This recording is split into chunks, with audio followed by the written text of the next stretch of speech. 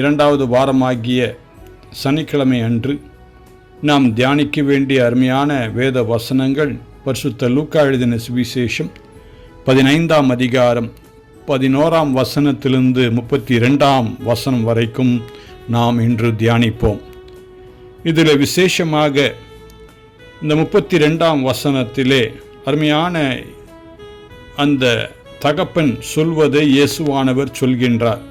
உன் சகோதரனாகிய இவனோ மரித்தான், திரும்பவும் உயிர்த்தான், காணாமற் போனான், திரும்பவும் காணப்பட்டான். ஆனபடியினாலே நாம் சந்தோஷப்பட்டு மகிழ்ச்சியாய் இருக்க வேண்டுமே என்று சொன்னான் என்றார்.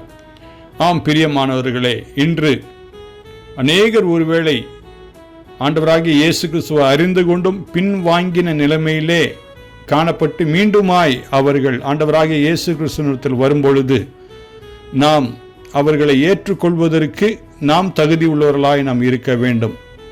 அதை விட்டு அவர்கள் இளம் வயதிலே செய்த பாவமான காரியங்கள், குற்றமான காரியங்களை நாம் மீண்டும் சுட்டி காட்டாதபடிக்கு இயேசுவானவர் இப்படிப்பட்ட பிள்ளைகளுக்காக தான் அவர் மரித்தார், அதற்காக தான் உலகத்திற்கு வந்தார், மீண்டும் உயிரோடு கூட எழுந்தார் என்பதை உணர்ந்து அவர்களை நம்மை காட்டிலும் அதிகமாய் நேசிக்கின்றார்.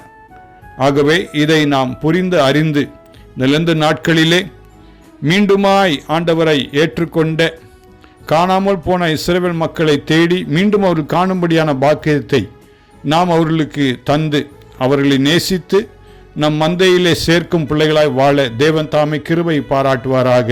ஆமேன்.